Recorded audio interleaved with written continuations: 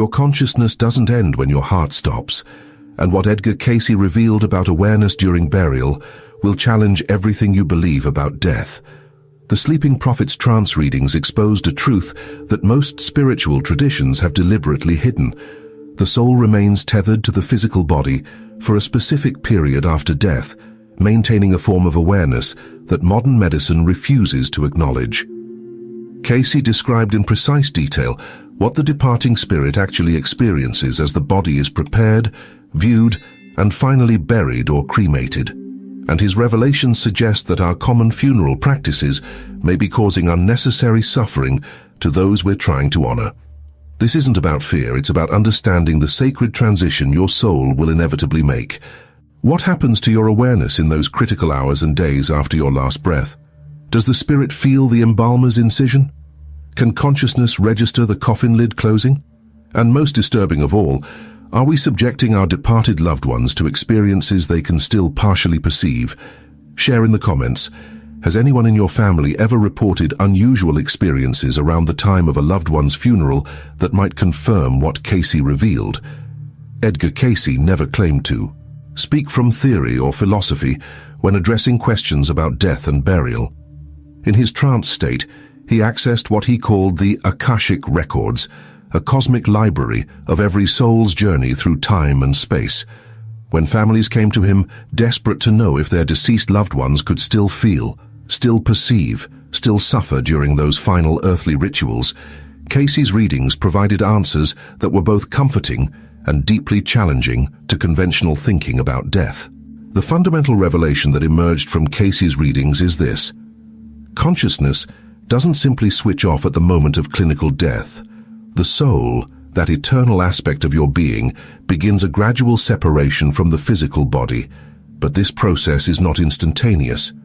Cayce described it as a silver cord of energy that connects the soul to the body, slowly dissolving over a period that varies depending on the individual's spiritual development and the circumstances of death. During this transition period, a form of awareness persists. But what kind of awareness are we talking about? This is where Cayce's insights become particularly important for anyone who will someday face death, which is every single one of us. The consciousness that remains is not the full, vivid awareness of physical life. Cayce explained that the departing soul experiences something more like a dream state, where sensations are muted, filtered through layers of detachment. The spirit is already beginning to orient itself toward a different dimension of existence, yet it maintains a tenuous connection to what is happening in the physical realm. Think about the implications of this for a moment. When you attended your grandmother's funeral, when you stood beside that casket and whispered your final goodbye, was some part of her consciousness aware of your presence?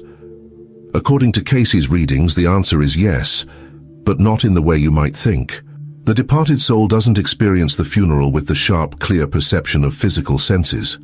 Instead, it registers the emotional content of what's happening, the grief, the love, the prayers, the intentions of those gathered. These are what the transitioning spirit perceives most clearly. Cayce was asked directly in several readings whether the deceased could feel pain during embalming or preparation of the body. His answer was nuanced and requires careful understanding. The physical nervous system, once the heart has stopped and brain activity has ceased, cannot transmit pain in the way a living body experiences it. However, the soul retains a subtle connection to the physical form it inhabited, and traumatic treatment of that body can create what Cayce described as disturbances in the departing spirit's transition. This is not the sharp, immediate pain of injury to a living body. Instead, Cayce suggested it's more akin to a psychic discomfort, a jarring interference with the natural process of separation. Imagine trying to fall asleep while someone keeps shaking you awake, not causing you physical pain, but preventing the natural progression into a different state of consciousness. This is closer to what the soul might experience if the body is handled roughly or disrespectfully during those critical hours and days after death.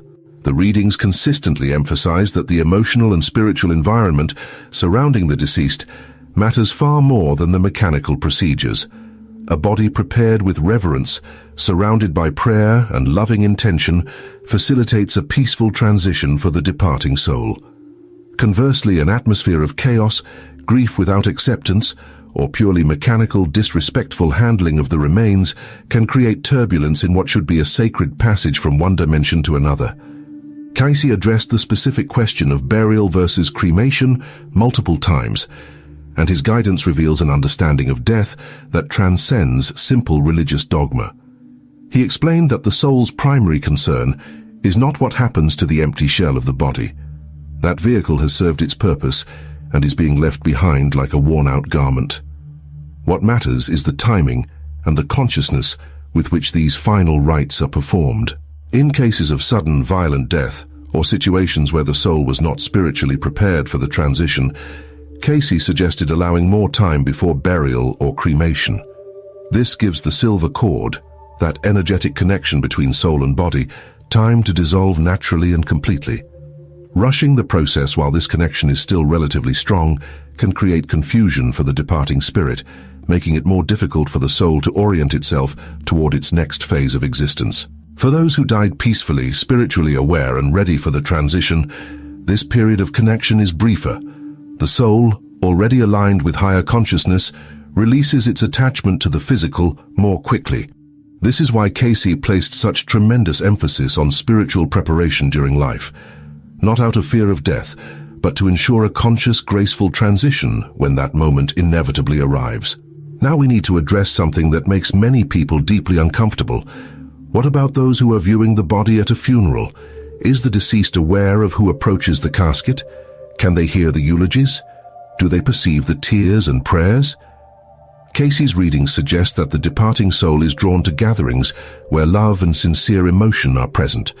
The soul doesn't watch the funeral in a physical sense, but it registers the spiritual content of what's occurring. A funeral filled with genuine love, forgiveness, and prayers for the soul's continued journey becomes a kind of spiritual send-off that the transitioning consciousness can absolutely perceive and be uplifted by.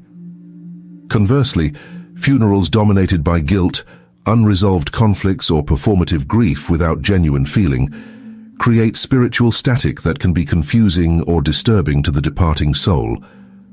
This should radically transform how you think about funerals and memorial services. These rituals are not just for the living to process grief.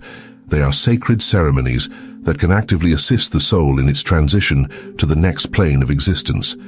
Every prayer offered with sincere intention, every moment of genuine love and forgiveness, every conscious wish for the soul's peaceful journey contributes to what Cayce called helpful vibrations that the departing spirit can perceive and be blessed by. But here's what might be the most challenging aspect of Cayce's revelations.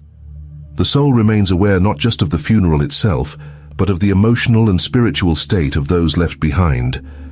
A family torn apart by grief, refusing to accept the death, clinging desperately to the physical presence of their loved one. This creates chains of attachment that can actually slow the soul's progress into higher dimensions. Cayce wasn't suggesting we shouldn't grieve. He was teaching that conscious, accepting grief that releases the soul with blessing is fundamentally different from desperate, denying grief that tries to hold the soul back. Consider what this means for your own relationships right now, while everyone is still alive. Are there conflicts unresolved? Words of love unspoken? Forgiveness withheld? The readings make clear that the quality of our relationships during life directly impacts both our own death transition and our ability to release our loved ones when their time comes. This isn't just spiritual philosophy. It's practical wisdom that could determine whether your final journey is peaceful or turbulent. Cayce also addressed what happens in the specific case of organ donation or autopsy. His perspective was remarkably modern for a man speaking in the early 20th century. He explained that if these procedures are done with the intention of helping others, whether through medical knowledge or saving lives through transplantation, the soul understands and is not disturbed. What matters is the consciousness and intention behind the action, not the physical procedure itself. A body opened with reverence and purpose during autopsy creates far less spiritual disturbance than a body handled carelessly during routine embalming. This brings us to perhaps the most important question of all. How long does this period of partial awareness actually last? Cayce gave different time frames in different readings, and this variance is itself instructive. For souls who died peacefully, spiritually prepared and surrounded by love, the period of connection to the physical body might be as brief as a few hours. The silver cord dissolves quickly, and the soul moves consciously into the next phase of existence. For those who died traumatically, unprepared spiritually or in states of fear or confusion, this period can extend to several days. In rare cases involving souls particularly attached to physical existence, or those who lived highly materialistic lives with little spiritual development, Cayce suggested the process could take even longer. This is why many spiritual traditions have specific practices for the 3 days, 7 days, or 40 days following death. These are not arbitrary customs, but wisdom teachings about the actual transition process the soul undergoes. What does this mean for you right now, as someone still fully alive and embodied? It means that how you live, the consciousness you develop, the spiritual practices you engage in, and the relationships you cultivate are not just affecting your current life. They are actively shaping the experience you will have when your time comes to make this transition. Are you living in a way that will allow you to leave this world consciously, peacefully, ready for what comes next? Or are you so identified with physical existence, so attached to material concerns, so spiritually unprepared that your transition will be confused and difficult? Cayce never spoke of these things to frighten people, but to illuminate what he saw as one of the great secrets deliberately hidden by both materialist science and dogmatic religion.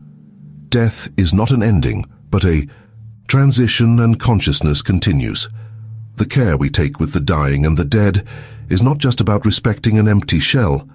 It's about honoring a soul still in process, still aware at some level, still capable of being helped or hindered by the actions and intentions of those left behind. This revelation should also change how you participate in funerals. When you're standing before a casket, you're not just looking at a lifeless body. You're in the presence of a soul still tethered to that form, able to register the spiritual content of what you're feeling and thinking. This makes every funeral a sacred opportunity.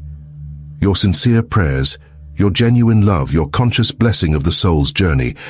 These are not empty gestures, but actual spiritual assistance to someone making the most important transition of their eternal existence. And what about your own funeral someday? Have you thought about what kind of spiritual environment you want created around your death?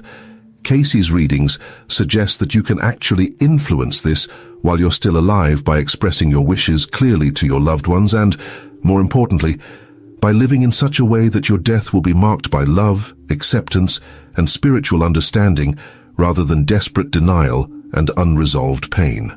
The question of suffering during burial takes on a completely different meaning in light of these teachings.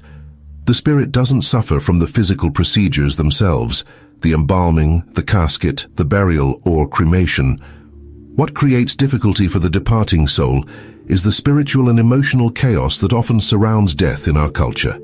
We've lost the sacred understanding of death as a holy transition. We've reduced it to a medical event, followed by a commercial funeral industry that often strips away the spiritual significance of what's occurring. Cayce emphasized that the 3 days following death are particularly critical. This is when the soul is most connected to the physical body, most aware of what's happening in the material world, and most capable of being helped by prayer and conscious spiritual support.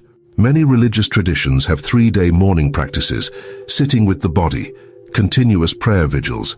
These are not superstitions, but wisdom teachings about how to assist a soul through the most vulnerable part of its transition.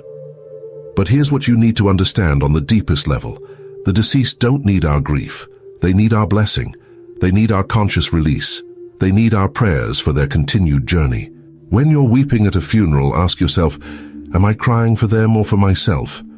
Grief for your own loss is natural and healthy, but grief that refuses to let them go, that desperately tries to hold on to their physical presence, that cannot accept the divine timing of their transition, this kind of grief becomes a chain that weighs down the departing soul.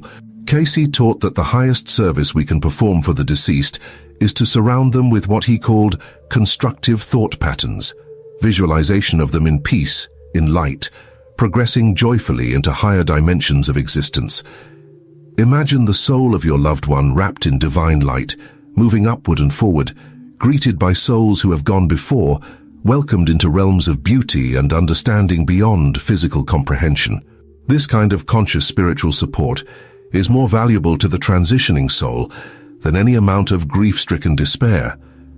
This doesn't mean suppressing genuine emotion. It means transforming grief from desperate clinging into conscious release. It means understanding that the funeral is not just an ending but a beginning, the visible conclusion of a physical life, yes, but also the start of the soul's next great adventure.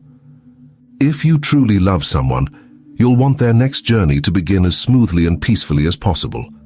That requires your blessing, not your desperate attempt to hold them back. So when you're asked, does the spirit feel pain during burial? The answer is nuanced. Physical pain in the conventional sense, no. But disturbance, difficulty, confusion created by the spiritual environment surrounding death and burial, absolutely. And we, the living, create that environment through our consciousness, our intentions, our ability or inability to let go with love and blessing. Cayce's teachings on death and burial are ultimately about life, how you live it, what consciousness you develop, what relationships you cultivate, what spiritual understanding you gain. Every moment you're alive is preparation for the moment when you won't be, at least not in this particular body, on this particular plane of existence. Are you preparing yourself for a conscious transition? Are you living in such a way that when your time comes, you'll be able to release your attachment to physical existence gracefully, knowing you've fulfilled your purpose, loved completely, grown spiritually, and are ready for what comes next? The spirits of those who have died are not suffering in their caskets. They're already moving on, already exploring new dimensions of existence, already involved in a process we can barely imagine from our current perspective. But they can be helped or hindered in that process by how we, the living, handle their final earthly rites and our own grief. This is why Cayce placed such emphasis on conscious dying, conscious burial practices, and conscious mourning. Not rituals performed out of tradition or obligation, but sacred acts done with full spiritual awareness of what they truly accomplish for the transitioning soul. If you're watching this video, you're here for a reason. Perhaps you've lost someone recently and are wondering about their current state. Perhaps you're preparing for your own eventual transition and want to understand it more clearly. Perhaps you're simply a spiritual seeker trying to penetrate the greatest mystery of human existence. Whatever brought you here, take this teaching seriously. Death is not something that happens once at the end. It's something you're preparing for every single day through the choices you make, the consciousness you develop, and the love you give and receive. Make sure you're living in a way that will allow you to die in a way that honors the eternal nature of your soul. If this understanding of conscious death has given you new perspective, show your support by hitting that like button and subscribing to this channel. We're building a community of souls committed to real spiritual awakening, not just comforting fantasies. And in the comments, share your thoughts. How does understanding the soul's awareness during burial change how you think about death and funerals? The soul's journey doesn't end with burial. In fact, Cayce taught that burial or cremation marks a specific milestone in the transition process, the point at which the soul typically completes its separation from the physical vehicle and moves fully into what he called the borderland, or intermediate state of consciousness. This is when the life review begins, when the soul starts to comprehend the full meaning and consequences of the life just lived. But that review happens in a dimension of consciousness we cannot reach from this physical plane. Our role, as the living, is simply to bless that journey and let it unfold. What happens if burial is delayed significantly? If someone is kept on life support for weeks? Or if the body isn't found for months? Cayce's readings address these situations with compassion and clarity. The soul is not trapped by these circumstances. If the physical body is being artificially sustained, but consciousness has already departed, the soul simply waits, already beginning its transition process. The silver cord may remain intact longer than usual, but the soul is not suffering in the way we might imagine. It's in a state Cayce described as similar to sleep, peaceful, already shifting its awareness toward the non-physical dimensions. When bodies aren't found or are destroyed completely, this creates no spiritual problem for the soul. Remember, the soul's attachment is to the energetic signature of its physical vehicle, not to the actual molecules of flesh and bone. Whether that body is buried intact, cremated to ash, lost at sea or never recovered at all, the soul's transition proceeds based on its own spiritual readiness, not on what happens to the physical remains. This should be tremendously comforting for anyone who has lost someone under traumatic circumstances, where the body was not recoverable or was destroyed. The soul is not trapped, not suffering, not lost. It may take time for the soul to fully orient itself to its new state of being, especially if death was sudden and unexpected.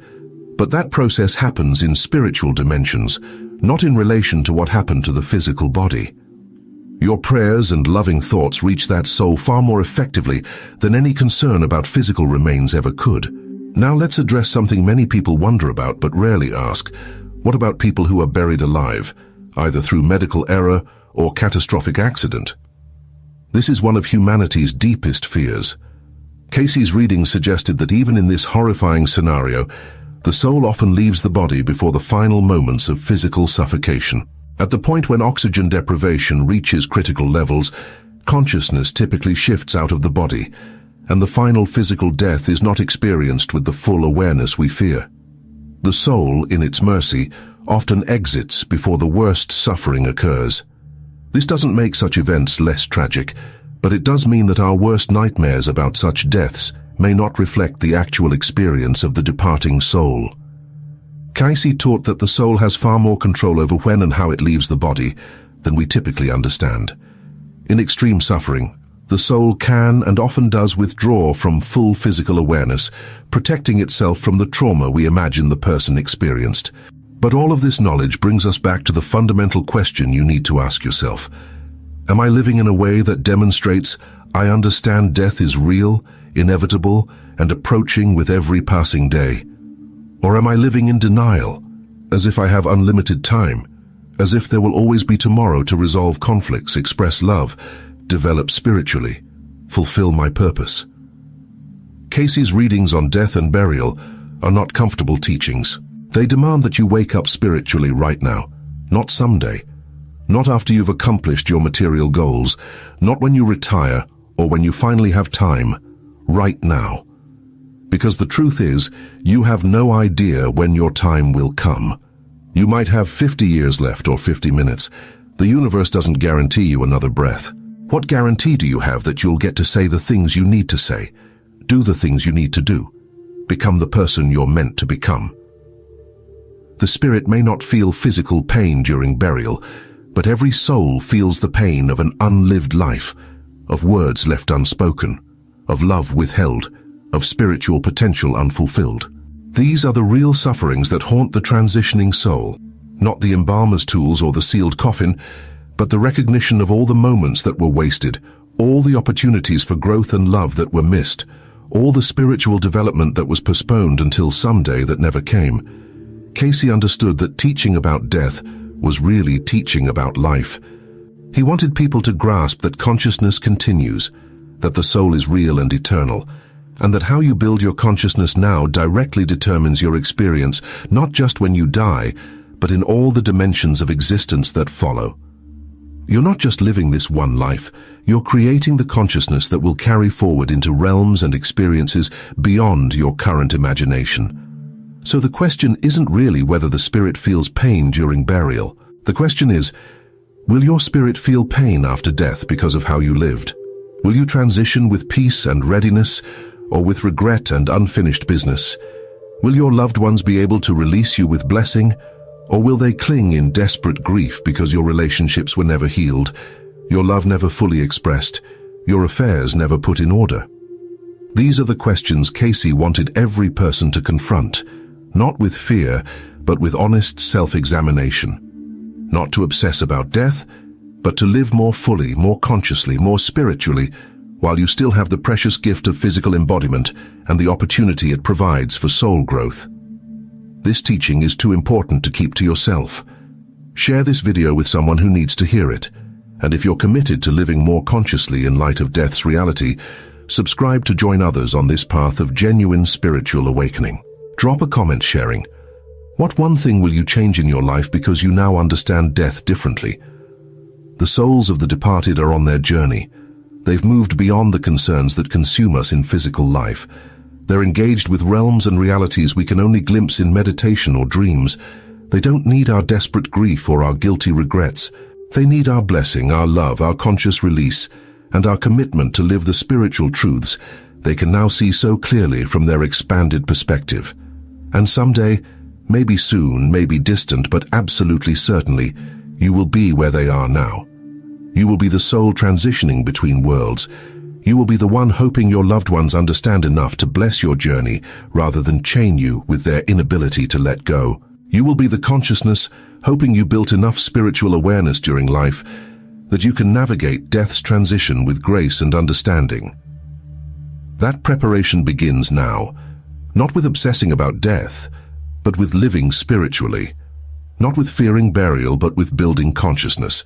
Not with worrying about funerals, but with healing relationships, expressing love, seeking truth, serving others, and growing closer to the divine every single day. You're blessed with breath. What will you do with the gift of this knowledge? Will you ignore it? File it away as interesting but not urgent? Go back to living as if you had unlimited time? Or will you let it transform you, wake you up, shake you into the spiritual urgency that every soul eventually feels, but often not until it's too late to act on? The choice right now is yours, but you don't get to make that choice forever. The greatest act of love you can perform for a dying person happens in silence. And Edgar Cayce revealed it's not what you say, but what you spiritually transmit in those final moments that determines whether their soul transitions in peace or terror. While families gather around deathbeds reciting prayers and sharing memories, Cayce's readings exposed a hidden dimension of spiritual service that most people never discover. The dying are hypersensitive to the thoughts, emotions, and spiritual vibrations of everyone present, and your inner state can either anchor their soul in divine light or trap them in confusion and fear. This isn't about performing rituals or speaking comforting words. It's about becoming a conscious spiritual conduit that helps the departing soul recognize the Christ light waiting to receive them. Right now, someone you love may be approaching their final hours, and the spiritual preparation you lack could mean the difference between their peaceful ascension and a disoriented struggle in the borderlands between worlds. What Cayce revealed about this sacred responsibility will challenge everything you thought you knew about being present for death, and force you to ask whether you're spiritually prepared to serve as a guide when that moment comes. Share in the comments, have you ever felt the spiritual weight of being present during someone's passing? When Edgar Cayce entered his trance state to explore what happens at the moment of death, he uncovered a truth that transforms our understanding of the deathbed completely. The physical goodbye is only the surface. Beneath the visible farewell, the final breath, the last touch, the closing of eyes, a profound spiritual transaction is taking place. The dying person's soul is navigating the most vulnerable transition it will experience in this entire incarnation, and Cayce revealed that those gathered around the deathbed aren't merely witnesses. They're active participants in a sacred process that will shape how smoothly that soul detaches from physical reality and moves toward the divine. In his readings, Cayce explained that in the hours and moments before death, the veil between dimensions becomes extraordinarily thin for the departing soul. Their consciousness is already beginning to shift away from physical perception and towards spiritual awareness. They're starting to perceive presences and dimensions that those still anchored in physical bodies cannot see. And here's what most people don't realize. In this heightened state of spiritual sensitivity, the dying person absorbs the emotional and spiritual vibrations of everyone present with an intensity that would be impossible during normal waking consciousness. Your grief, your fear, your anger, your peace, your faith, all of it becomes part of the energetic atmosphere they must navigate as they prepare to release their physical form. Cayce was emphatic about this. The thoughts you hold and the emotions you radiate in the presence of the dying are not private. They become part of the spiritual environment that either supports or hinders the soul's transition. Think about that for a moment. When you stand beside someone taking their final breaths, you're not just an observer watching life slip away. You're creating the energetic conditions within which their soul will either smoothly detach and move toward the light, or struggle against resistance and confusion. The highest act of love, Cayce revealed, is not found in desperate attempts to hold them here, not in theatrical displays of grief, and not even in eloquent final words. The highest act of love is mastering your own inner state so completely that you become a beacon of peace, faith, and spiritual light that guides their consciousness toward the divine presence waiting to receive them. This teaching flies in the face of how most people approach death. We're conditioned to believe that love means openly expressing our devastation, that holding on tight shows how much we care, that breaking down demonstrates the depth of our bond. Cayce's readings reveal these instincts, while understandable, can actually create spiritual turbulence for the departing soul. When you fill the death chamber with panic, with desperate pleas for them to stay, with the heavy vibration of your unwillingness to let go, you're creating an energetic anchor that makes their necessary departure more difficult. Your grief becomes a chain, your fear becomes a fog they must navigate through. The soul preparing to leave the body is in a state Cayce described as being between two worlds. Part of their awareness is still connected to the physical. They may still hear voices, sense presences, feel touch. But increasingly, their consciousness is turning toward what's beyond. They're beginning to perceive the guides, the loved ones who've gone before, and most importantly, the divine light that will receive them. In this delicate state, they need those still in physical form to hold a clear, steady, peaceful vibration that doesn't pull them backward, but instead affirms the rightness of their forward movement.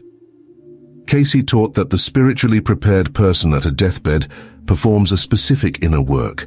First, you consciously release your attachment to their physical presence. This doesn't mean you don't love them. It means you love them enough to want what's best for their soul's journey, even when that journey takes them beyond your ability to touch and see them. You make a deliberate choice. Instead of radiating, "Please don't leave me," your entire being transmits, "I release you into God's hands with perfect peace." This shift in your inner state is palpable to the dying person's heightened spiritual sensitivity. Second, you actively hold the vision of their successful transition. Cayce emphasized that thought is creative force, and in the sacred space around death, focused thought becomes even more powerful. You see them not as a body failing, but as a soul preparing to graduate. You envision them moving smoothly from physical form into spiritual light, greeted by divine love, recognized by those who've gone before. You hold this vision steadily, offering it as a template their consciousness can follow. You become, in essence, a spiritual midwife, not delivering a soul into physical life, but supporting a soul's birth into expanded spiritual existence. Third, you consciously invoke the Christ presence. Cayce was clear that Christ consciousness, the perfect pattern of divine love and light, is always available to those who call upon it. At the deathbed, you don't just pray abstractly. You actively invite that holy presence into the space, asking that it surround the departing soul, that it be the first thing their newly freed consciousness perceives. You become a conscious channel through which divine light can flow into the immediate spiritual environment. Your prayer isn't "please save them" or "please heal their body." The body's time is complete. Your prayer is, may they clearly perceive the Christ light that awaits them. May their passage be smooth and peaceful. May they know themselves surrounded by divine love. This level of spiritual service requires preparation that most people never consider. It requires that you've done your own inner work around death, that you've faced your own fears about mortality and what lies beyond. It requires that you've developed enough spiritual discipline to consciously direct your thoughts and emotions, even in the midst of grief. Are you prepared for that? Have you cultivated the inner mastery that would allow you to stand at the deathbed of someone you deeply love and, despite your heartbreak, maintain a clear channel of peace and light? Cayce revealed something else that's crucial. The dying person often spiritually perceives your true inner state more clearly than your outward words and actions. You can say all the right things, perform all the expected rituals, but if internally you're in panic or denial or desperate attachment, that's what they feel. They read energy, not just language. This is why authentic inner work is so essential. You can't fake spiritual peace. You can't pretend to release them while secretly clutching them energetically. The highest act of love demands absolute authenticity.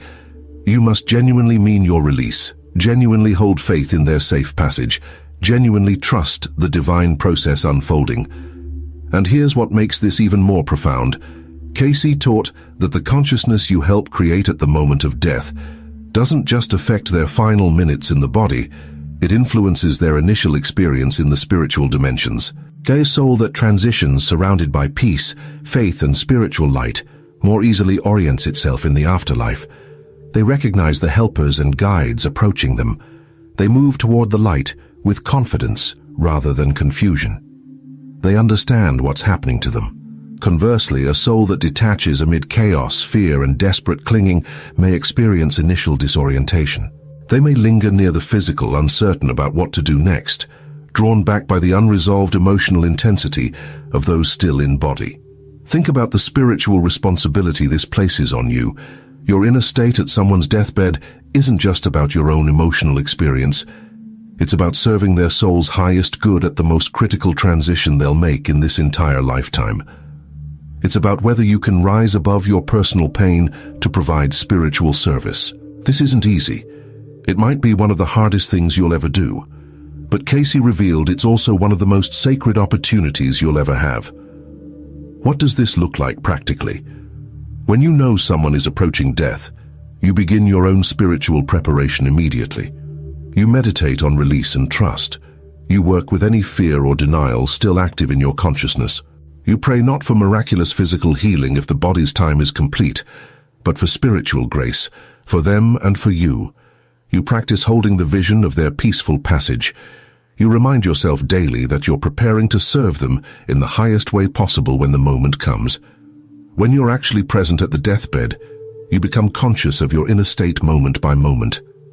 If panic rises, you breathe and return to peace. If grief threatens to overwhelm, you acknowledge it, but don't let it dominate the energetic atmosphere. You silently affirm, I release you in perfect love and perfect trust. May you move smoothly into the light. May Christ consciousness surround you. May you know you are deeply loved and completely safe. You repeat this inwardly, making it the foundation of the spiritual atmosphere you're creating. You may also speak aloud, but what you say is aligned with this inner work. You might tell them directly that it's okay to let go, that you'll be all right, that they're safe to move toward the light they're beginning to perceive. You might describe the beautiful transition awaiting them based on what Cayce revealed, the tunnel of light, the welcoming presences, the indescribable peace and love. You paint a picture with words that supports what you're holding vibrationally.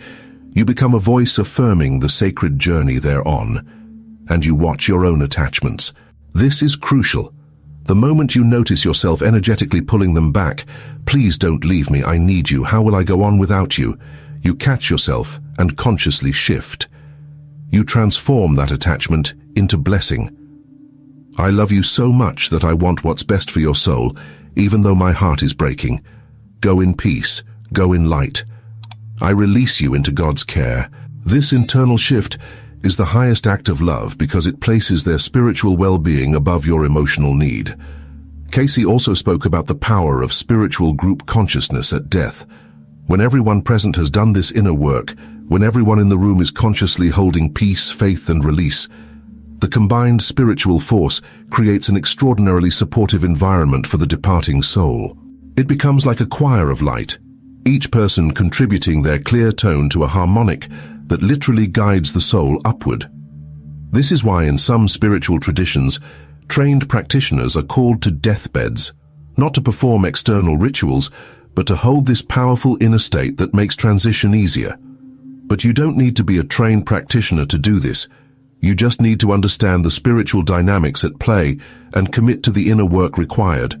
You need to recognize that death is not primarily a medical event or even a family event. It's a spiritual event of profound significance. And your role, if you love the person departing, is to serve their soul's journey even when it costs you emotionally. Now let's confront something uncomfortable. Most people are completely unprepared for this. They approach deathbeds with good intentions, but no spiritual training. They follow their emotional impulses, understandable impulses that nonetheless create harder conditions for the soul's departure. They cry uncontrollably, which fills the atmosphere with grief's heavy vibration. They beg the person not to go, which creates energetic resistance. They make it about their own impending loss rather than the dying person's spiritual transition. And the dying person, in their heightened sensitivity, absorbs all of this turbulence just when they most need peace and clarity. Are you prepared to do better than this? Have you thought about what it would actually require? This isn't about being cold or unemotional. You can feel deep grief and still maintain inner spiritual discipline. It's about loving someone enough to master yourself for their sake. It's about recognizing that your highest service in their final moments isn't expressing your devastation, but creating a clear pathway of light they can follow. Cayce emphasized that this work continues even after the final breath. The soul doesn't instantly vanish the moment the body ceases to function. There's a period of time, sometimes minutes, sometimes hours, where consciousness is still present in the vicinity, gradually detaching completely. During this time, maintaining that peaceful, faith-filled inner state remains important. You continue silently blessing their journey. You continue envisioning them surrounded by light and love. You thank them, release them, affirm their safe passage. This isn't for the body is done. It's for the consciousness that's still present, but no longer looking through physical eyes. And here's something else Cayce revealed. When you serve someone's death transition with this level of spiritual consciousness, you're also serving your own spiritual development. You're practicing surrender, trust, and unconditional love under the most challenging circumstances. You're learning to distinguish between attachment and love, between selfish holding on and sacred release. You're discovering that you're stronger spiritually than you knew. Every time you consciously choose peace over panic, release over clutching, faith over fear, you're building spiritual muscles that will serve you throughout your entire life and eventually at your own death. This is the profound reciprocity built into this sacred act. Serving their transition trains you for your own. When your time comes to leave the physical body, you'll have the spiritual understanding and practice to navigate it consciously. You'll recognize the light because you've held vision of it for others. You'll know how to release the physical because you've practiced that release. You'll trust the process because you've witnessed its sacred geometry. The highest act of love you perform for another becomes preparation for your own soul's ultimate journey. But we need to talk about what happens when you don't do this work, when death is approached with spiritual ignorance or emotional chaos. Cayce revealed that souls departing amid turbulent energy can experience confusion and disorientation. They may not immediately recognize they've died. They may linger earthbound, drawn by the intense emotional vibrations of those left behind. They may struggle to perceive the guides and light awaiting them because the energetic atmosphere is too dense, too agitated. This isn't punishment. It's simply the natural result of consciousness navigating through spiritual static, created by uncontrolled grief, fear, and attachment. Think about that responsibility. Your inability to master your inner state could mean someone you love spends hours, days, or even longer in a confused state after death, uncertain about what's happening, pulled between worlds. Is that loving? Is that what you want for them? Or would you rather that your last gift to them is the clear, peaceful, faith-filled atmosphere that lets them immediately recognize the light and move toward it with confidence and joy? This brings us to a question you must answer honestly. What spiritual preparation are you actually doing right now for the inevitable deaths you'll witness? Are you meditating on release and surrender? Are you working with your fear of mortality? Are you developing the inner discipline to consciously direct your thoughts and emotions under stress? Are you studying what happens at death so you understand the spiritual dynamics? Or are you simply avoiding the whole subject, hoping you'll somehow naturally know what to do when the moment comes? Cayce's readings make clear that hope without preparation isn't enough. Death will come for those you love. That's certain. The only question is whether you'll be spiritually equipped to serve them when it does. And here's what's challenging about this. You can't develop this capacity in the moment. You can't suddenly acquire spiritual mastery in the crisis of watching someone die. You have to build it now in the quiet times, through consistent practice and inner work. What would that practice look like? daily meditation where you consciously release attachments and practice trust. Regular contemplation of death not as morbid obsession, but as spiritual preparation. Prayer that specifically asks for the strength and clarity you'll need when called to serve at a deathbed. Visualization practice where you imagine holding perfect peace while witnessing a loved one's passing. Reading and studying spiritual teachings on death, including Cayce's readings, so you understand what's actually happening in those final moments. This is how you prepare. This is how you ensure that when the sacred moment comes, you're ready to perform the highest act of love. And let's be clear about what you're preparing for. You're preparing to subordinate your own emotional needs to someone else's spiritual well-being at the moment when your emotions will be most intense. You're preparing to be a clear channel of divine light when everything in you wants to collapse in grief. You're preparing to release when every cell in your body wants to clutch and hold. This is advanced spiritual work. This is the kind of love that requires you to grow beyond your current limitations. But here's the beautiful truth Cayce revealed. When you actually do this, when you master your inner state and serve someone's death transition with conscious spiritual awareness, something extraordinary happens. Despite your grief, you experience a deep peace. You know you've served their highest good. You feel their gratitude, sometimes even perceive it directly. You recognize that death, witnessed and served consciously, is not the tragedy our culture teaches us it is. It's a sacred passage, a graduation, a return to our true spiritual home. And you've had the privilege of being a midwife to that holy transition. The grief is still real. The loss is still painful. You'll still miss their physical presence. But beneath the grief is a foundation of spiritual peace that grief cannot shake. You know they're safe. You know they've moved on to something beautiful. You know you helped them get there smoothly. And that knowledge, that certainty, sustains you through the mourning process in a way that nothing else can. This is what Cayce meant by the highest act of love. Loving someone enough to do the hard inner work that allows you to serve their soul's journey, even when your heart is breaking. It's not about suppressing emotion. It's about transforming emotion into spiritual service. It's not about being stoic or detached. It's about being so connected to divine love that you can channel it even in the midst of personal pain. It's not about denying death's difficulty. It's about recognizing death's sacred purpose and supporting that purpose with every fiber of your being. So here's what you need to ask yourself. When death comes for someone you love, and it will come, will you be spiritually prepared to serve them? Will you have done the inner work that allows you to be a beacon of peace and light rather than a source of spiritual turbulence? Will you be able to release them in love rather than clutching them in fear? Will you understand what's happening spiritually and know how to support it? Or will you, despite your best intentions, make their transition harder because you never prepared for this sacred responsibility? The time to answer these questions is now, not when you're standing at a deathbed watching someone take their final breaths. Now, while there's still time to develop the spiritual capacity this sacred act requires. Now, while you can practice and prepare and build the inner strength you'll need, because the highest act of love isn't found in desperate final words or anguished tears. It's found in the silent, powerful spiritual work of holding perfect peace, perfect faith, perfect release, creating a clear pathway of light that guides a beloved soul safely home to God. And that work, Cayce revealed, begins long before death arrives. It begins with your commitment today to become the kind of spiritually conscious being who can perform that sacred service when called upon. Are you ready to begin that preparation? Or will you continue treating death as something to avoid thinking about until it forces itself into your awareness? The choice is yours.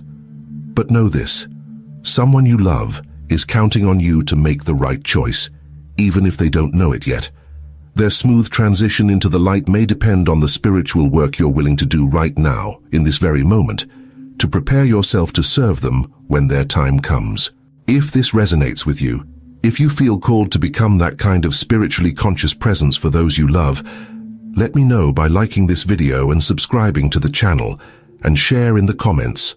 What will you do differently now to prepare yourself for this sacred responsibility? The moment your heart stops beating, you don't cease to exist. According to Edgar Cayce's psychic readings, you enter the most crucial transition period your soul will ever experience, and what happens in these first 7 days will determine whether you ascend to higher spiritual dimensions or remain trapped in confusion between worlds. Most people die completely unprepared for what Cayce called the greatest journey, unaware that their consciousness doesn't fade but actually intensifies, that they'll face immediate choices with eternal consequences, and that the life they lived determines whether they recognize the beings of light coming to guide them or mistake them for strangers. In his trance states, Cayce revealed that the newly departed soul experiences a rapid life review, encounters departed loved ones who serve as spiritual guides, and must navigate through what he described as planes of consciousness that exist just beyond our physical perception. Yet here's what disturbs most people. The majority of souls become disoriented in these first days because they never prepared spiritually, never understood that death is not an ending, but a birth into dimensions where thought creates reality instantaneously. Are you living in a way that would allow you to navigate this transition consciously? Or would you be among the confused souls Cayce described, clinging to earthly attachments and unable to recognize the divine assistance being offered? Share in the comments what aspect of this 7-day journey challenges your current understanding of death most profoundly. When Edgar Cayce entered his prophetic trance state and explored the mystery of death, he didn't describe it as a termination of consciousness, but as the soul's graduation from physical school into realms where spiritual laws govern everything. His readings painted a picture so detailed, so consistent across thousands of sessions, that it stands as one of the most comprehensive maps of the afterlife ever channeled. But here's what makes these first 7 days after death so critical. They represent a threshold period when the soul is most vulnerable, most in need of spiritual understanding, and most likely to either ascend smoothly toward divine reunion or become trapped in what Cayce called the borderland between physical and spiritual existence. The very first moment after your final heartbeat is not darkness, not unconsciousness, not the nothingness that materialists expect. Cayce revealed that consciousness actually expands in that instant. The soul, freed from the dense vibration of matter, suddenly perceives with a clarity it never knew in physical form. Colors become more vivid than anything seen with physical eyes. Sounds carry spiritual meaning beyond mere noise. And most significantly, thought becomes creative force. Whatever you think, you begin to experience, because you've entered dimensions where mind shapes reality directly. But this expanded awareness comes with a challenge that Cayce emphasized repeatedly. The soul must recognize that it has died. This might sound obvious, yet Cayce's readings revealed that countless souls refuse to accept their transition. They feel so alive, so conscious, so present that they cannot comprehend they've left their body. They see their physical form lying motionless, and their mind creates elaborate explanations. They're having a vivid dream, they've fainted, they're experiencing a medical emergency. This denial, Cayce warned, can trap a soul in confusion for extended periods, unable to move forward because it won't acknowledge the truth of its new state. In these initial hours after death, something remarkable happens that Cayce described across hundreds of readings. The silver cord that connected soul to body throughout physical life finally severs completely. During life, this cord allowed the soul to travel in sleep states and return to the body. In those first moments after death, it begins to dissolve, and as it does, the soul experiences a growing lightness, a sense of freedom that some find exhilarating and others find terrifying. Those who lived with spiritual awareness recognize this liberation. Those who identified completely with their physical existence feel as if they're losing themselves, fragmenting, ceasing to be. By the end of the first day, Cayce revealed, the soul typically encounters what he called helpers or guides, spiritual beings who come to assist with the transition. For some, these appear as departed loved ones, recognizable souls who crossed over before. For others, they manifest as beings of pure light, angels in the truest sense. But here's the critical detail Cayce stressed. The soul's spiritual development during physical life determines whether it recognizes these helpers as friends or perceives them as strangers to be feared. A person who never contemplated spiritual reality, who never considered that consciousness continues beyond death, often cannot comprehend these encounters and may withdraw in confusion or suspicion. The second and third days bring what Cayce described as the life review, though not in the judgmental sense many religions teach. This isn't a courtroom where an external judge condemns or approves. Instead, the soul experiences its entire life from a completely new perspective. You don't just remember what you did, you feel what others felt because of your actions. Every kindness you showed, you now experience as the recipient experienced it. The warmth, the gratitude, the ripple effects of love. Every cruelty you inflicted, you now feel as your victim felt it. The pain, the betrayal, the damage to their soul. This is the true meaning of karma revealed, not as punishment from above, but as the soul's own recognition of the energy it created during physical life. During this review, which can seem to last moments or eternities, depending on the soul's perception, certain lifetime patterns become illuminated with crystal clarity. You see the moments when you chose love over fear, when you chose fear over love. You recognize the relationships that were soul contracts, agreements made before birth to help each other grow spiritually. You understand why certain difficult people entered your life. They were teachers, however harsh, helping you develop qualities your soul needed to evolve. And you see often with devastating clarity the opportunities you missed, the purposes you left unfulfilled, the love you withheld when you could have given it freely. Are you living right now in a way that would make this life review a celebration or a source of deep regret? Would you discover that you spent your physical life pursuing things that hold no value in spiritual dimensions, status, accumulation, victories over others? Or would you see a pattern of service, of consciousness expansion, of choosing spirit over matter even when matter tempted you powerfully? By the fourth day, Cayce's readings indicated, the soul begins to experience what he called planes of consciousness, or dimensional realms that exist beyond physical perception. These aren't physical places with geographic locations. They're states of spiritual vibration, and the soul gravitates toward the plane that matches its level of spiritual development. Those who lived with Christ consciousness, who embodied love and service and divine awareness, naturally ascend toward higher planes where light is brilliant and communion with advanced souls is possible. Those who lived in hatred, materialism, selfishness, or spiritual ignorance find themselves in lower planes, not as punishment, but as natural consequence of the vibrations they cultivated during life. Cayce was clear that these planes exist in hierarchies. Some souls find themselves in what he called earthbound states, still so attached to physical pleasures, possessions, or people that they hover near the material world, trying desperately to interact with it, but unable to affect it as they once did. Others reach what he termed resting planes, where healing occurs, where souls damaged by difficult lives recover and prepare for their next steps. Still others ascend immediately to teaching planes, where advanced souls work on cosmic projects, assist other souls' development, and grow in divine understanding. The fifth and sixth days, according to Cayce, often bring the soul face to face with what might be called cosmic memory or the Akashic records. Though the soul doesn't access all of it, only the portions relevant to its own journey. Here, the soul begins to understand its complete history across multiple incarnations.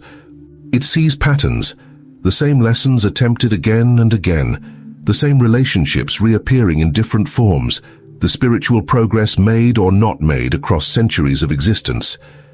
This broader view allows the soul to comprehend why its most recent life unfolded as it did, what it was trying to learn, where it succeeded and where it failed. This is when many souls experience what Cayce called the planning phase, though not all souls are ready for it immediately. Those who've achieved certain levels of awareness begin to understand what their next incarnation might need to address. They see the karma they created, the imbalances they need to correct, the soul growth still required. Advanced souls might even begin choosing the circumstances of their next life, the parents, the challenges, the opportunities that will provide the precise conditions for learning what they need to learn next. But here's what Cayce emphasized about these middle days. Not every soul is ready to engage this process consciously. Some souls, traumatized by violent deaths or lives of deep suffering, need extended healing periods before they can review anything or plan anything. Others who lived in complete materialism or spiritual denial may not even comprehend that this planning is possible.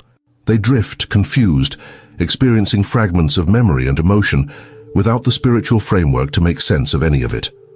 By the seventh day, Cayce revealed, a crucial threshold is reached. The soul must choose, consciously or unconsciously, whether to continue ascending toward higher planes or to remain in borderland states attached to earthly concerns. For those who've lived with spiritual awareness, who prepared for this transition through meditation, prayer, and conscious soul development, this choice is clear and natural. They feel drawn upward toward light, toward divine presence, toward reunion with spiritual source. The pull is irresistible because it represents everything their soul truly desired, even when their physical mind was distracted by worldly concerns. But for souls unprepared, this seventh day can bring crisis. They feel the pull upward, but also feel terror at leaving everything familiar. They see loved ones still living and cannot bear to leave them.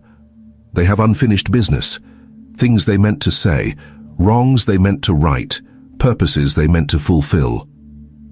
The spiritual guides and helpers are there, offering assistance, trying to help the soul understand that holding on to the physical world serves no purpose and only delays its evolution.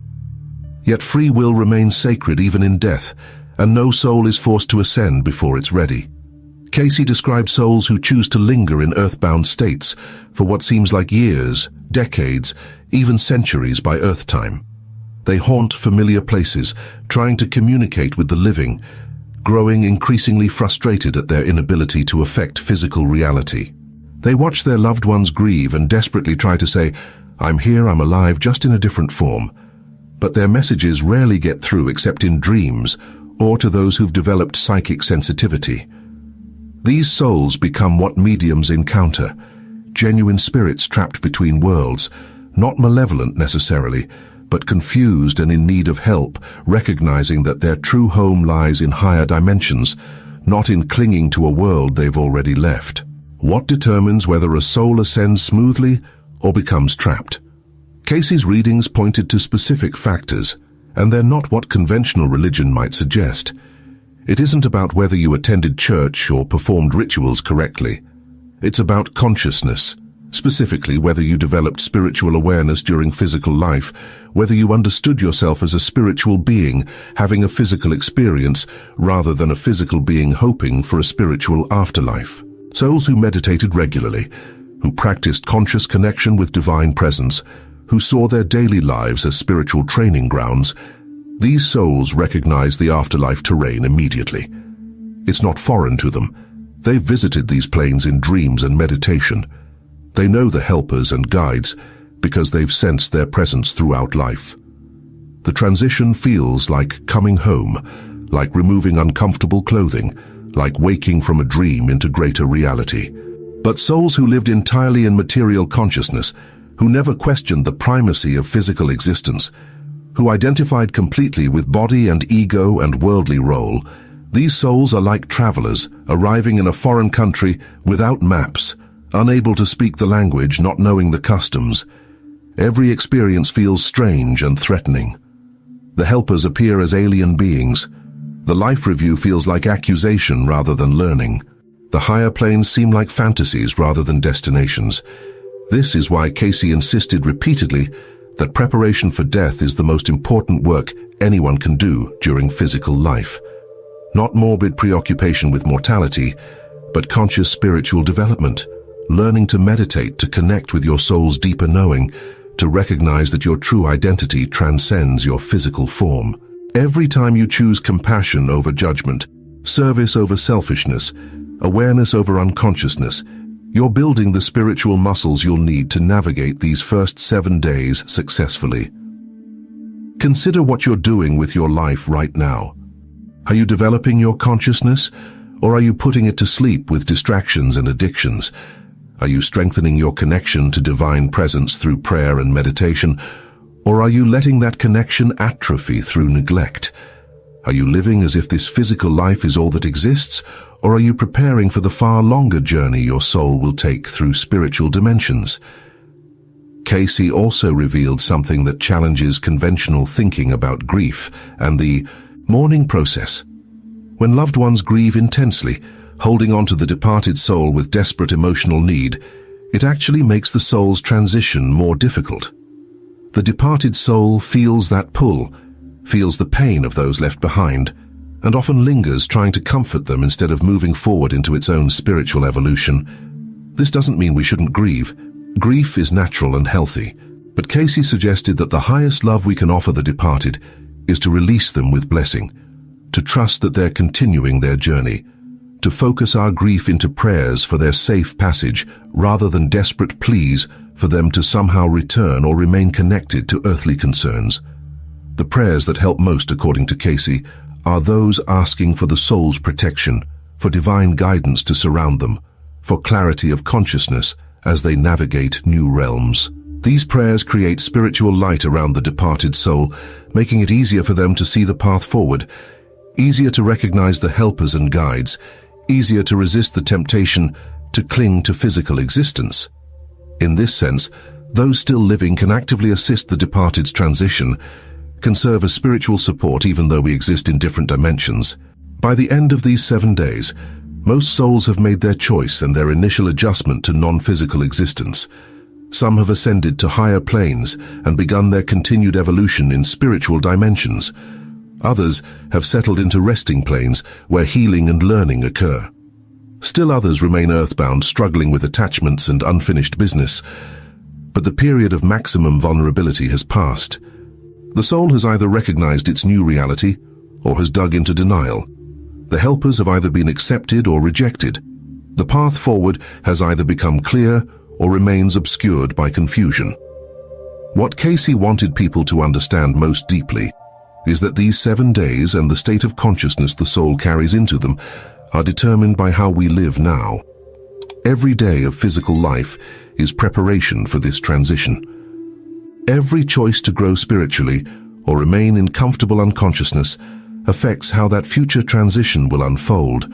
The soul that spends its physical life developing awareness, practicing meditation, studying spiritual truth, serving others with love, that soul will find these 7 days to be a magnificent adventure, a return to spiritual home, a liberation into greater consciousness. But the soul that wastes its physical life in pursuit of fleeting pleasures, accumulation of meaningless possessions, and maintenance of ego illusions, that soul will find these 7 days to be terrifying, confusing, a journey through unfamiliar territory without maps or guides it recognizes. The afterlife isn't designed to punish such souls. The universe doesn't judge. But natural spiritual law operates with perfect precision. You gravitate toward the plane of consciousness you've developed. You experience the reality your thoughts and beliefs create. You face the karma your actions generated. So here's the question that should haunt you, that should drive you to examine your life with ruthless honesty. If you died tonight, if your heart stopped beating in the next hour, would you be ready for what Cayce described? Would you recognize the helpers coming to guide you? Would your life review reveal a pattern of spiritual growth or spiritual stagnation? Would you ascend naturally toward higher planes, or would you be trapped in confusion, clinging to a physical world you can no longer affect? Have you built the consciousness that allows smooth transition, or have you so identified with your physical existence that death will seem like annihilation rather than transformation? These aren't theoretical questions. They're the most practical considerations any person can contemplate. Because death is coming, for you, for me, for everyone reading this. Not someday in the distant future necessarily, but possibly today, possibly in the next moment. And when it comes, there will be no more time to prepare. The consciousness you've developed or failed to develop will be what you carry into those crucial first 7 days. The spiritual awareness you've cultivated or neglected will determine whether you experience death as a return to your true home or as exile into frightening unknown territory. Cayce's message isn't meant to terrify but to motivate. You have time now. You have opportunity now. Every meditation session strengthens your spiritual awareness. Every act of selfless service builds soul qualities that will serve you in dimensions beyond this one. Every moment you choose love over fear, consciousness over unconsciousness, spirit over matter. You're preparing for the greatest journey you'll ever take, The journey that begins the moment your physical heart stops beating and your soul's heart begins to recognize its eternal nature. What are you doing today to prepare for those first 7 days? What spiritual practices are you committing to? What consciousness are you developing? What karma are you creating that will face you in that life review? These questions aren't morbid. They're the most vital inquiries any serious spiritual seeker can pursue. Your answers will determine whether death becomes your greatest fear or your greatest liberation. If this exploration of Edgar Cayce's teachings on the first 7 days after death has challenged your assumptions about mortality and consciousness, take a moment to like this video and subscribe to this channel. We're creating a community of serious spiritual seekers who want truth, not comfortable illusions, who are willing to face the deep questions about existence, death, and soul evolution that most people avoid their entire lives. And as we conclude, sit with this final reflection from Cayce's readings. Death is not a punishment, not an ending, not a tragedy. It's a transition from one classroom to another, from one plane of learning to the next. But the student who enters the new classroom unprepared, who didn't do the required work in the previous class, will struggle unnecessarily. The student who prepared consciously, who developed the required skills and awareness, will thrive. Which kind of student are you becoming? Your life right now is the preparation. These first 7 days after death will reveal whether you used that preparation time wisely or squandered it, chasing illusions that hold no value in spiritual dimensions. Choose wisely, prepare consciously, live as if your eternal soul's journey matters more than your temporary physical comfort, because it does.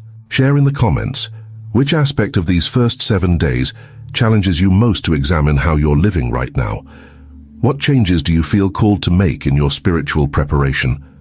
Let's support each other in this most important work, preparing our consciousness for the ultimate transition we'll all face. Your spiritual awakening is making you lonely, and that's not a coincidence. Right now, as you're reading this, you might be experiencing the most isolating period of your life, watching friendships fade, feeling misunderstood by family, sensing a widening gap between you and the people you once felt closest to. Edgar Cayce revealed in his psychic readings something that might shock you. This loneliness isn't a sign you're doing something wrong. It's a sacred passage your soul must walk through. But here's what the spiritual community won't tell you. If this isolation becomes permanent, you've misunderstood the lesson entirely. Cayce saw thousands of souls in his trance states, and he discovered a pattern. Those experiencing genuine spiritual evolution always pass through a temporary wilderness of solitude. But they don't stay there. The ones who remain isolated forever aren't the most spiritually advanced. They're the ones who confused ego with enlightenment. So the real question isn't whether you feel alone right now. It's whether you understand why, and more importantly, what comes next. Drop a comment sharing where you are in this journey. Are you in the wilderness, or have you found your spiritual community on the other side? There's a moment in every genuine spiritual awakening that no one prepares you for. The moment you realize you can't talk to your friends anymore. Not because they've changed, but because you have.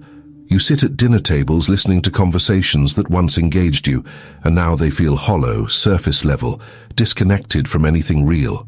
You try to share what you're discovering about consciousness, about the soul's journey, about the deeper meaning behind existence, and you watch their eyes glaze over. They change the subject. They make jokes. They look at you with concern, as if you've joined a cult, and slowly, quietly, you begin to withdraw. This isn't just uncomfortable, it's deeply disorienting. These are people you've known for years, maybe decades.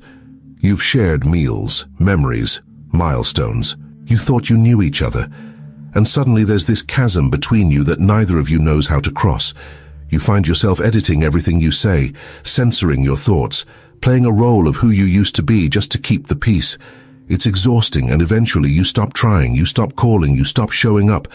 You convince yourself it's better this way, less conflict, less explanation, less pretending. But the loneliness that follows is unlike anything you've experienced before. Edgar Cayce encountered this pattern repeatedly in his psychic readings. People would come to him in distress, describing this exact experience, a profound sense of spiritual isolation that seemed to intensify the more they grew.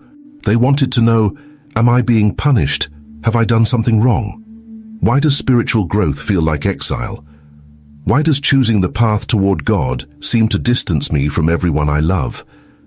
Cayce's answer was both comforting and challenging. He explained that what they were experiencing wasn't punishment, it was transformation. When a soul begins to awaken to its true nature, when it starts remembering why it incarnated and what its mission really is, it naturally begins vibrating at a different frequency.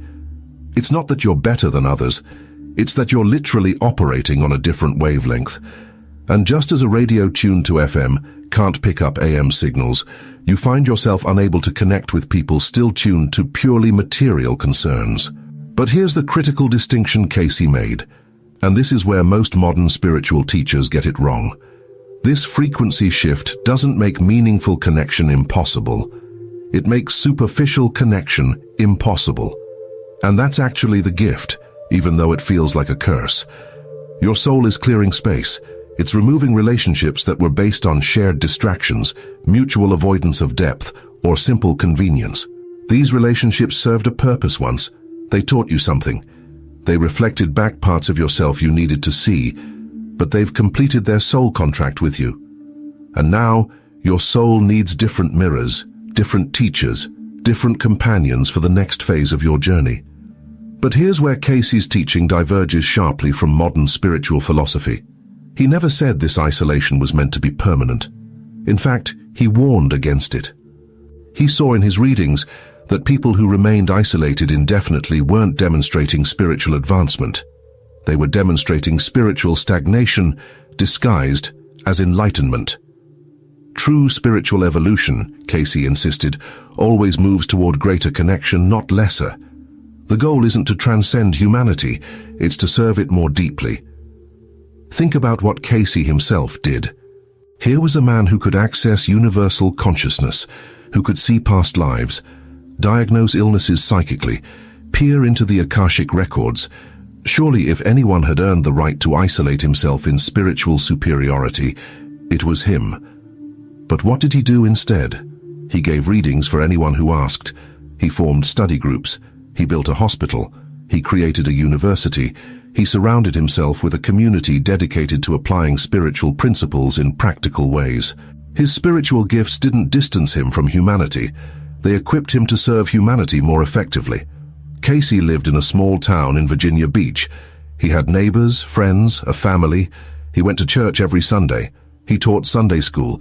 He participated in community life. He didn't withdraw to a monastery or isolate himself on a mountaintop.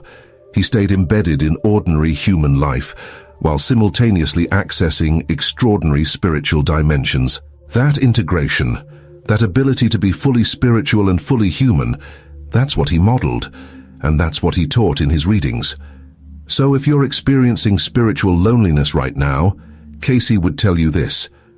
You're in a sacred but temporary passage. You're in what the mystics call the wilderness experience, that period between who you were and who you're becoming, where the old world no longer fits, but the new world hasn't fully formed yet. This is necessary. This is part of the journey, but it's not the destination. The loneliness you're feeling serves several purposes. First, it's stripping away attachments that no longer serve your soul's evolution. Those friendships that were based purely on shared entertainment, gossip, or surface-level connection, they're falling away because your soul needs space for deeper bonds. This isn't rejection, it's refinement. Your soul is becoming more discerning about where it invests its energy, and that's healthy, even though it hurts. Second, this solitude is teaching you to find God within yourself, not through external validation. Cayce emphasized that every soul must learn to commune directly with the divine, without intermediaries. You can't do that if you're constantly drowning in social noise, constantly seeking approval, constantly measuring your worth by others' responses to you.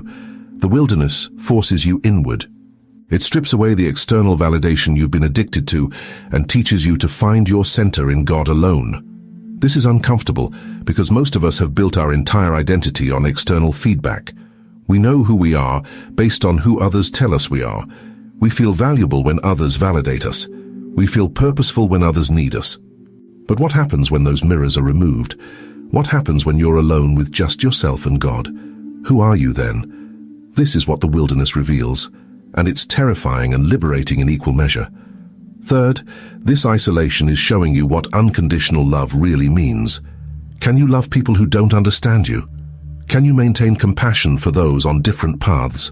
Can you bless those who think you're crazy? This is the test.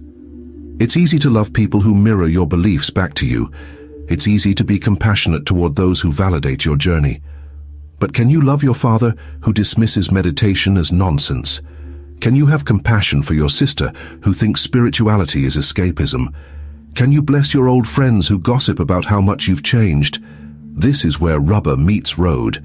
This is where you discover if your spiritual awakening is real or if it's just another form of tribalism. But, and this is crucial, Cayce saw that some people get stuck in the wilderness. They mistake the temporary passage for the final destination. They begin to wear their isolation as a badge of honor. I'm alone because I'm evolved, they tell themselves. I'm misunderstood because I see what others can't. This is where ego hijacks spiritual growth. This is where loneliness transforms from sacred passage into spiritual trap. And let me be brutally honest with you about this, because Cayce was brutally honest in his readings. If you've been in spiritual isolation for years, and you've convinced yourself it's because you're more advanced than everyone around you, you need to examine that story very carefully, because that's not what evolved consciousness sounds like. That's what spiritual ego sounds like. Evolved consciousness says, I'm learning to meet people where they are. Spiritual ego says, people need to rise to meet me. Cayce would ask you to examine something honestly. Is your isolation occurring because you're genuinely vibrating at a frequency others can't match, or because you've developed a subtle superiority complex? Are people pulling away because they can't understand your depth, or because you've become judgmental of their journey? Are you truly seeking spiritual community, or have you become attached to the identity of the lonely mystic? Do you secretly enjoy feeling special because you're isolated? Do you get some kind of payoff from being misunderstood? These are uncomfortable questions, but they're essential. Because here's what Cayce saw in his readings. The souls who were genuinely evolving, the ones who were really doing the work, they weren't isolated. They were engaged, they were serving, they were building bridges. They were finding creative ways to translate spiritual truth into language their families could understand. They were maintaining loving relationships even with people who thought they were crazy. That's mastery. That's what spiritual evolution actually looks like. In his readings, Cayce described the soul's journey through multiple incarnations as fundamentally relational. We don't evolve in isolation.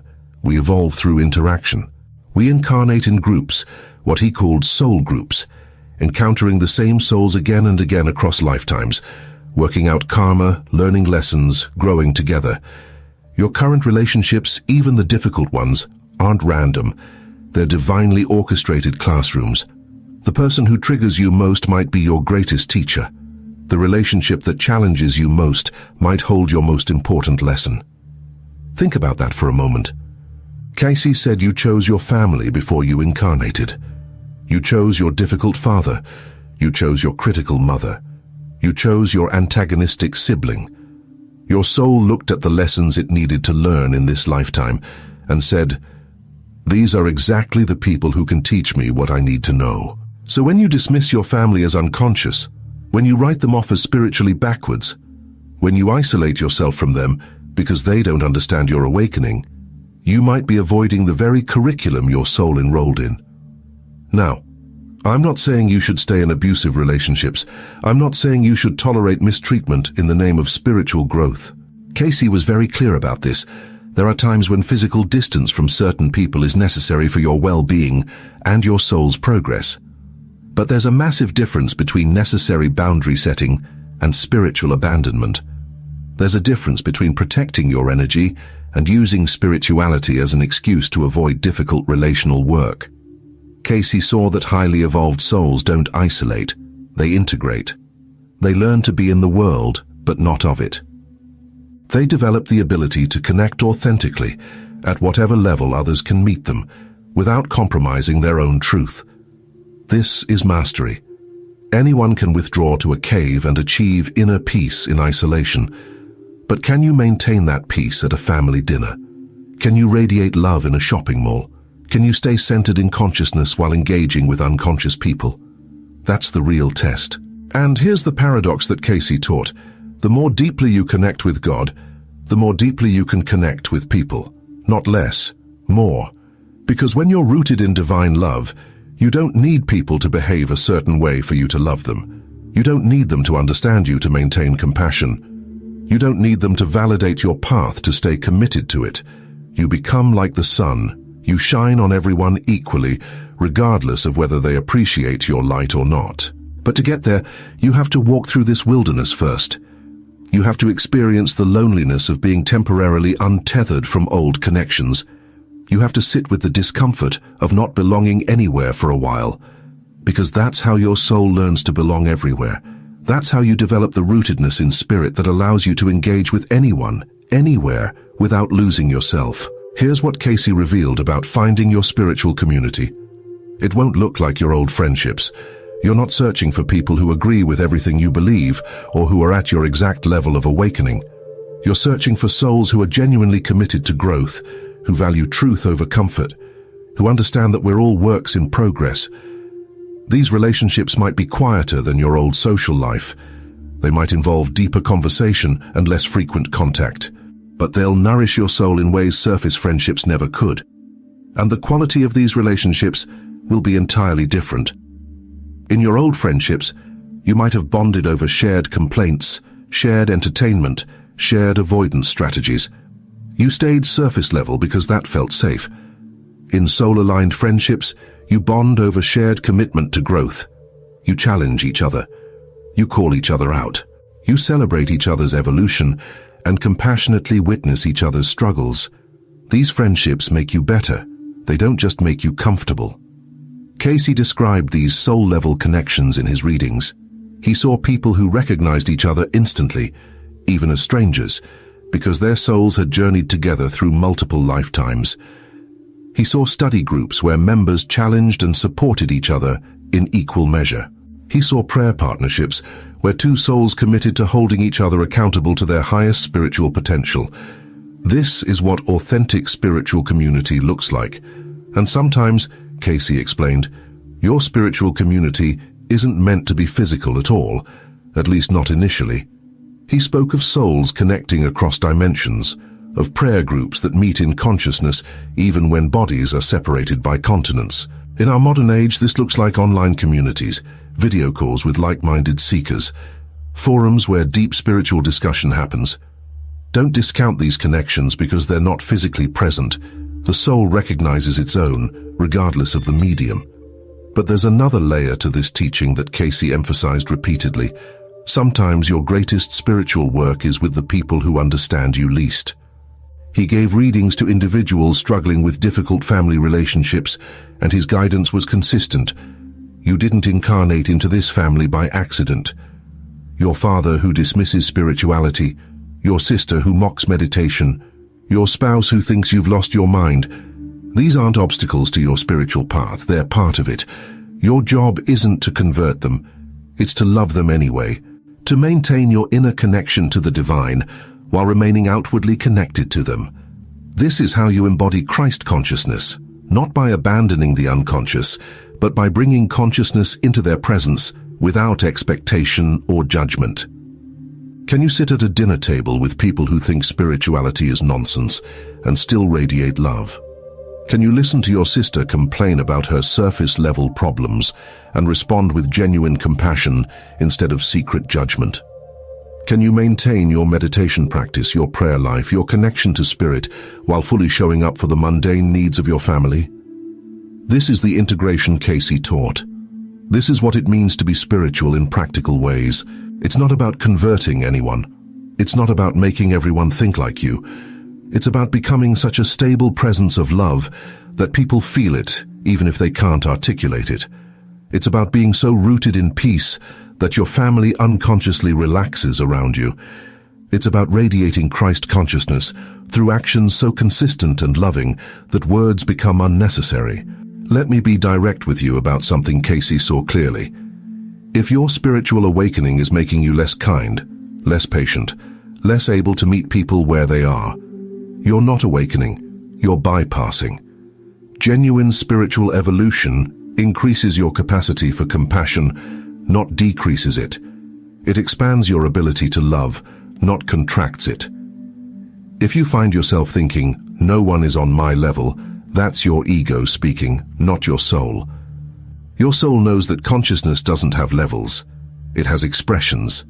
The person serving coffee might be expressing divine consciousness through simple presence and kindness in ways you haven't achieved yet, despite all your meditation. The janitor who smiles at everyone might be more spiritually evolved than the person who meditates 4 hours a day, but judges everyone around them. Cayce saw this clearly. Spiritual evolution isn't about accumulating esoteric knowledge or developing psychic abilities. It's about becoming love in action. It's about service. It's about kindness. It's about showing up for people, especially people who can't give you anything in return. So what does Cayce say you should actually do during this wilderness period? First, honor it. Don't rush through it.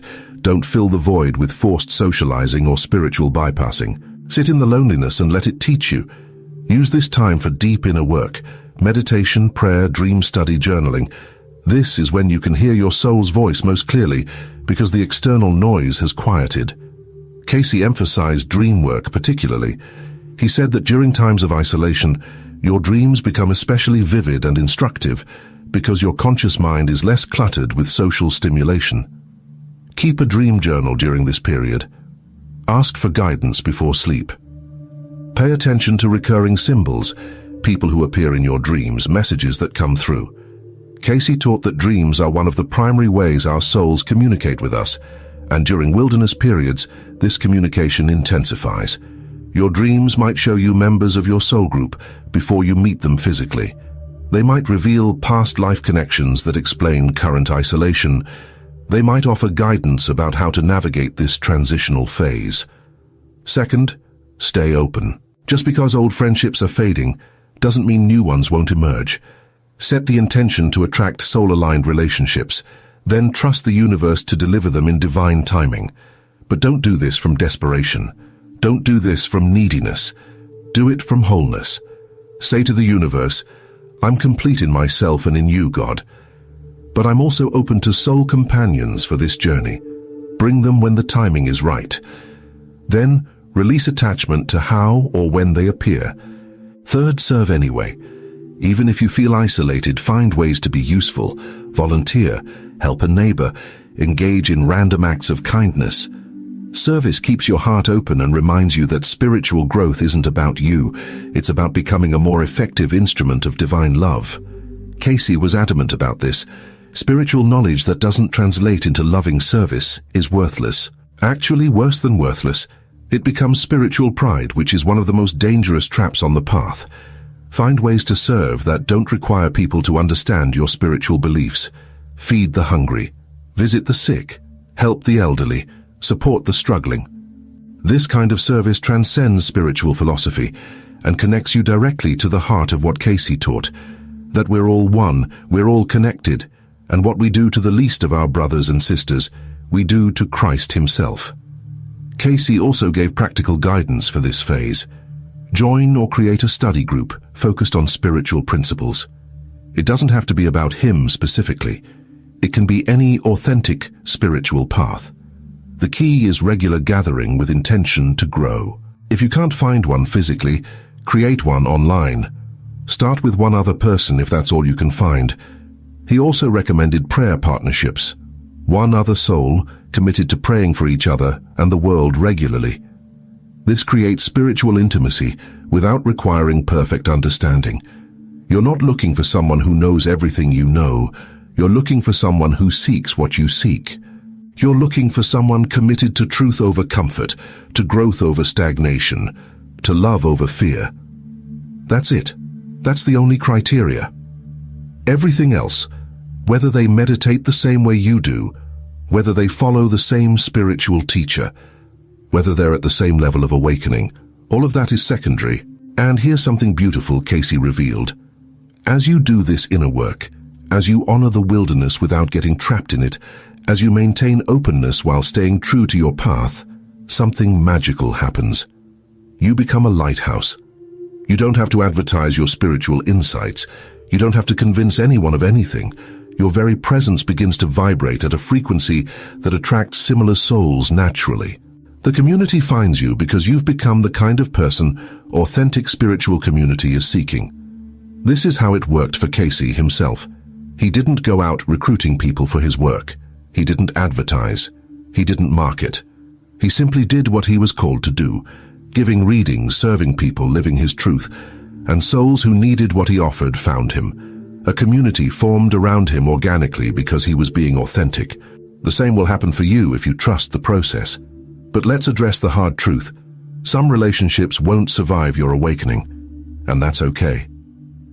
Cayce saw this in his readings. Karmic connections that were meant to last only until a certain lesson was learned, soul contracts that expired when their purpose was fulfilled. Releasing these relationships isn't failure, it's completion. Honor what they were. Bless what they taught you. Release them with gratitude. Make space for what's next, but make sure you're releasing them for the right reasons.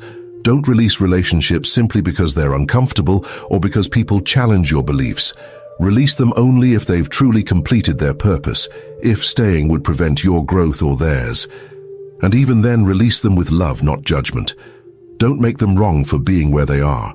Don't make yourself superior for moving on. Just acknowledge that your paths have diverged and wish them well on their journey. The question you must ask yourself is this: are you using spiritual growth as an excuse to avoid the hard work of authentic relationship? Because here's what Cayce saw. The most spiritually evolved souls aren't the ones who transcended the need for connection. They're the ones who learned to connect at such a deep, authentic level that surface relationships naturally fell away to make room for something real. There's a massive difference between I'm alone because no one understands me and I'm in a temporary passage of solitude while my soul recalibrates to attract aligned relationships. The first is victim consciousness. The second is trust in divine timing. The first keeps you stuck. The second moves you through. Which one are you choosing? If you're holding on to spiritual loneliness as identity, ask yourself what you're getting from it. Does it make you feel special? Does it excuse you from vulnerability? Does it protect you from the risk of being truly seen? Does it allow you to judge others without examining yourself? These are ego attachments, not spiritual achievements. Cayce would tell you to examine them honestly and release them. Now, if you've made it this far in this video, I want you to do something. Hit that like button and subscribe to this channel, because we're building exactly what Cayce described, a community of genuine seekers committed to truth over comfort, to growth over stagnation. You're not watching this by accident. Your soul guided you here because it's ready to move through the wilderness into conscious community. By subscribing, you're saying yes to that guidance. You're taking action to end the isolation. Here's the ultimate truth Cayce revealed. You are never actually alone. Even in your deepest isolation, you're surrounded by spiritual guidance, guardian angels, spirit guides, your own higher self, and ultimately, the Christ consciousness that pervades all existence. The loneliness you feel is the human personality mourning the loss of familiar connection, while the soul celebrates its liberation into truth. Both are valid. Both are part of the process. Cayce taught that we have guides with us constantly, beings who have walked the earth path before us, and now serve as helpers from higher dimensions. During wilderness periods, these guides become more active, more present, more available to those who are willing to listen. Learn to recognize their presence. Pay attention to synchronicities. Notice when certain books or people appear at exactly the right moment with exactly the message you needed. That's not coincidence. That's your spiritual team orchestrating support for your journey. But don't let the wilderness become your home. It's a passage, not a destination. You're being prepared for something, either to find your soul tribe in this realm or to become a bridge builder between worlds. Someone who can translate spiritual truth into language the still sleeping can understand. Both are sacred missions. Both require you to eventually emerge from isolation into intentional connection. And here's what Cayce saw about timing. The wilderness lasts as long as it needs to last. For some, it's months. For others, years. It's not about duration, it's about transformation. You're ready to emerge when you've learned the lessons.